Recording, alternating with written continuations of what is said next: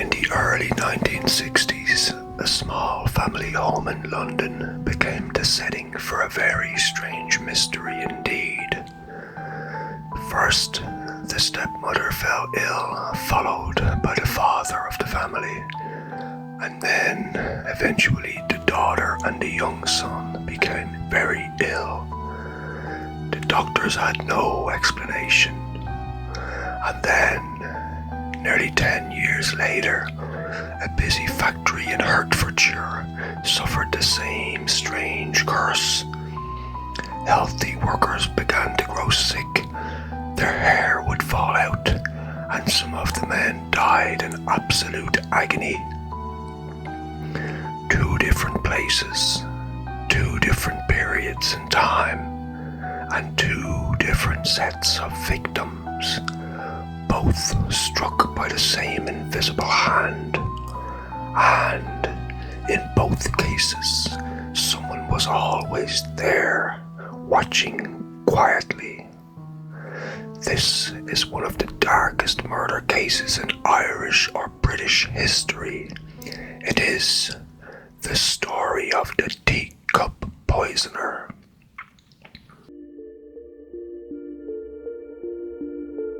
Welcome back to Irish Whispers, the podcast where we explore the true crime mysteries, dark histories, and untold stories of Ireland and beyond.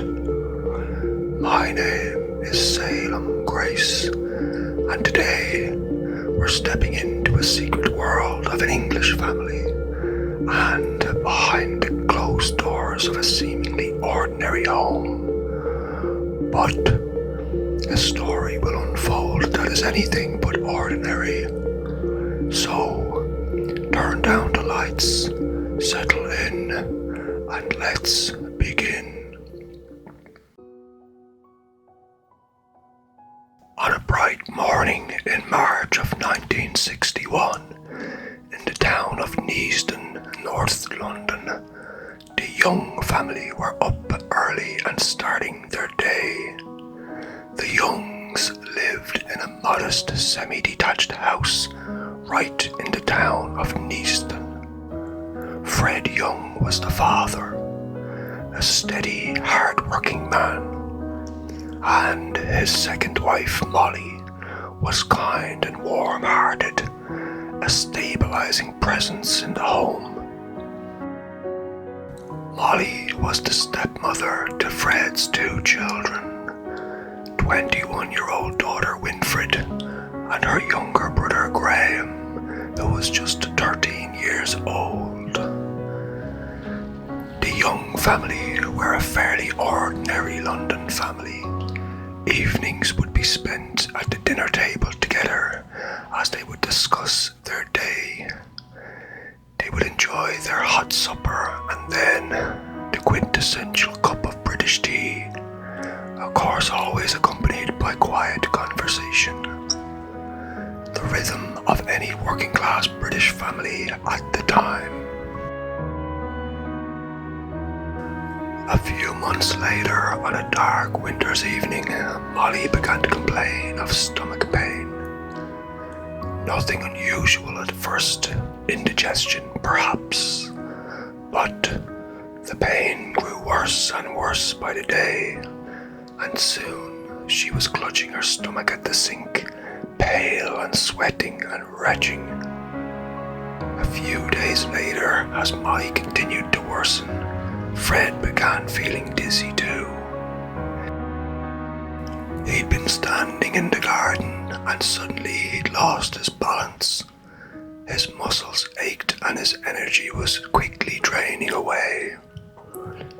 Not long after that, as both Fred and Molly continued to worsen, young Winfred began suffering too.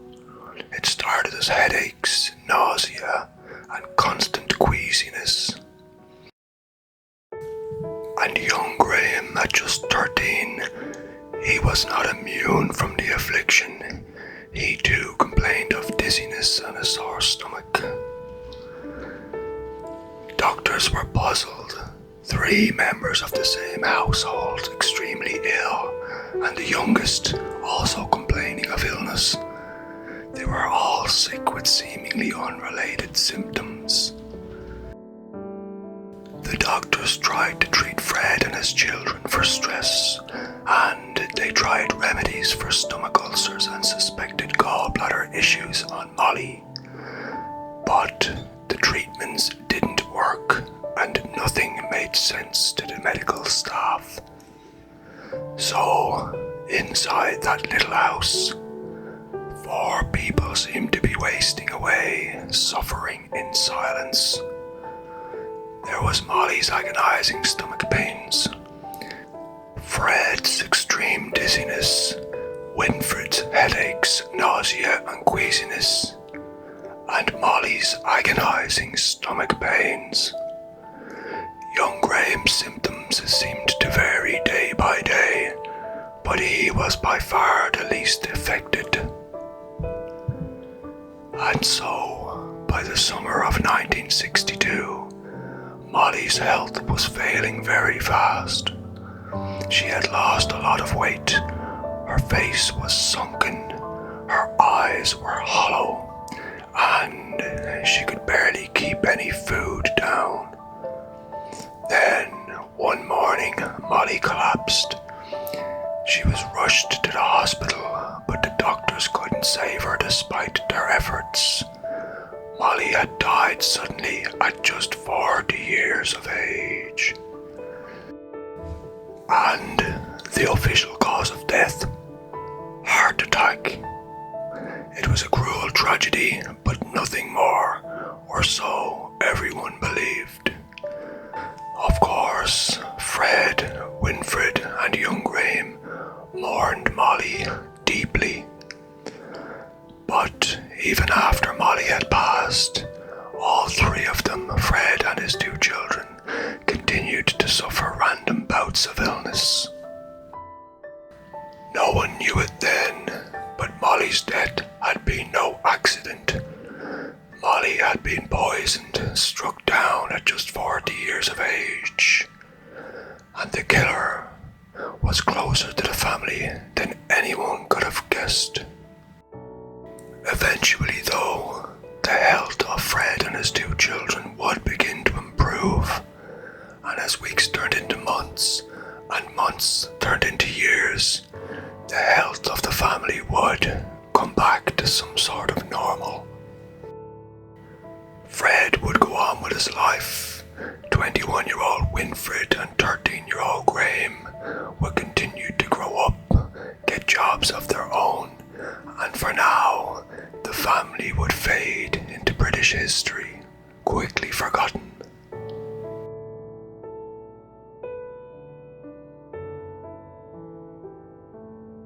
Almost 10 years later, in 1971, in Hertfordshire, England, in the industrial area, John Hatland Laboratories was bustling. Dozens of workers assembled precision equipment in the laboratories. Bob Eagle, a healthy man in his 30s, began to feel ill one day. He experienced nausea, exhaustion, and eventually he would collapse on the laboratory floor. Within just weeks, Bob Eagle would be dead. Now, at the time, doctors blamed a rare infection that they couldn't identify. But as more people would begin to fall ill across the laboratory floor, doctors would begin to ask questions. Because very soon, other staff reported the same symptoms: stomach pain, dizziness, hair falling out in clumps.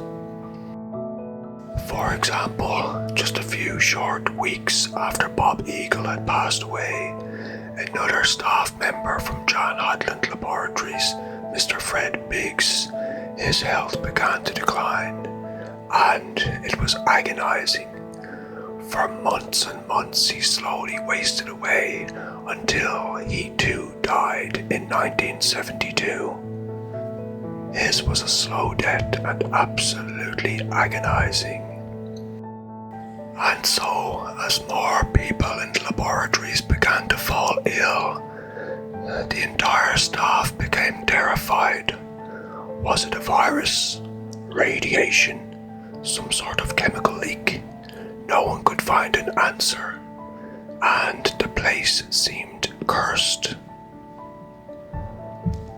Among the workers, fear turned to paranoia, and then, eventually, they began to notice a pattern. They began to notice him. A quiet young man who always seemed calm, even fascinated with the curse that was sweeping the factory floor. He never got sick, and he asked detailed questions about everybody else's symptoms, everybody else's health, while his health remained perfectly intact. He also talked about poisons, casually, knowledgeably, far too much. Eventually, the factory doctor grew uneasy and began to suspect this young man too.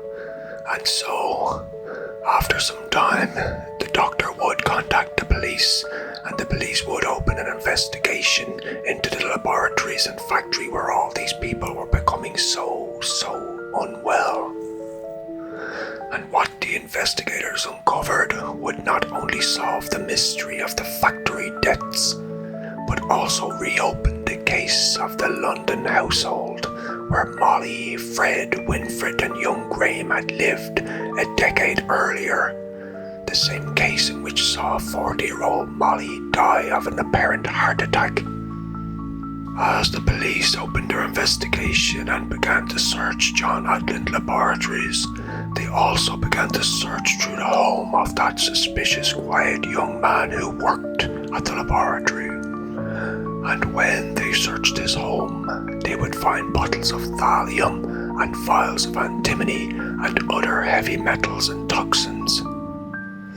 As the investigators studied the bottles and vials of different metals and chemicals, wondering what they could be used for, they heard a young officer shout out that he had found something interesting.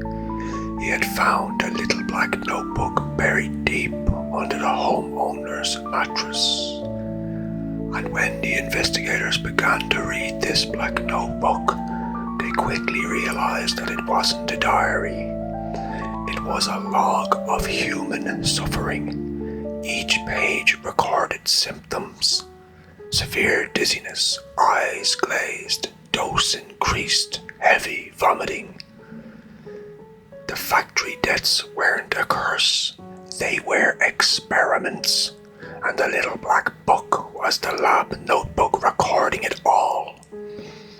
And the man who owned this home, the suspicious, quiet young man who worked in the factory, the man behind it all was a 23-year-old Graham Young. Yes, the same Graham who, as a boy, had poisoned his stepmother Molly, killing her at 40. The same Graham Young who had tormented his father Fred and sister Winfred, leaving them sick and barely alive. The family hadn't been cursed. The factory hadn't been cursed. All had been victims of the Teacup Poisoner. You see, to Graham Young, these weren't simply murders. They were scientific experiments. Experiments which he documented very carefully in his little black notebook.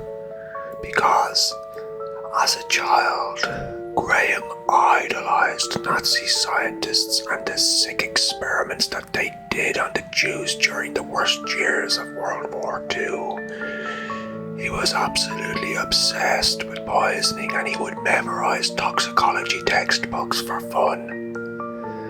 At 14, he had begun testing on his family, making them his experimental subjects, and Molly, of course, poor Molly, was his first fatality. You see, Graham had been suspected and indeed had been caught for the murder of Molly and the poisoning of his father and sister. But the judge had found young Graham mentally insane and he had sent him to Broadmoor Mental Asylum to live out his days.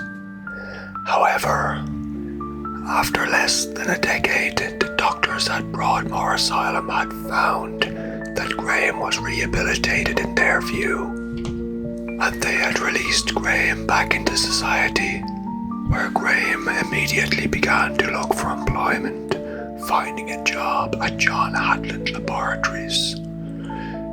No doubt it was the laboratories that drew Graham there due to his sick fascination with chemicals and toxins. And of course, it wasn't very long after Graham began working at John Hatland Laboratories when the other staff there began to become very ill, and some of them began to die of poisoning.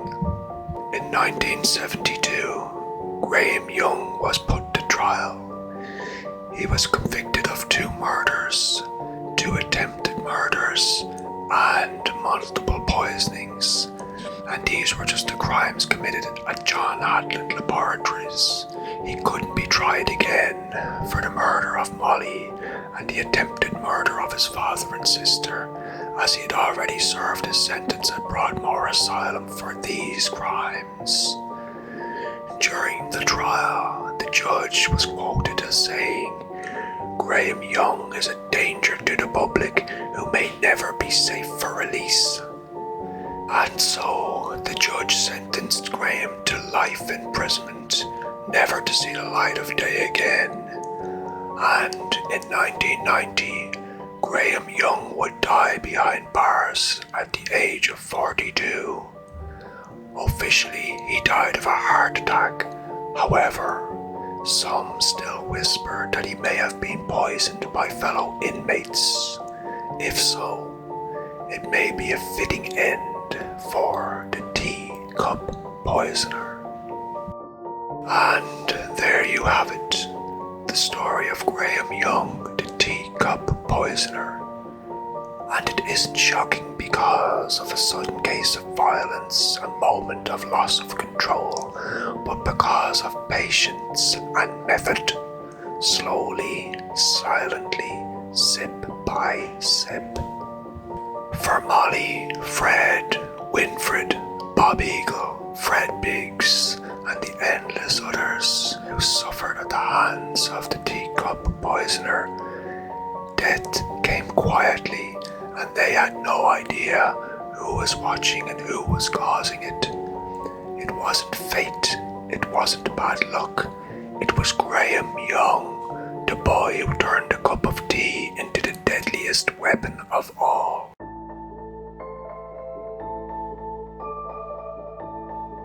Thank you for joining me once more on Irish Whispers, the home of true crime mysteries, dark histories, and untold stories from Ireland and beyond.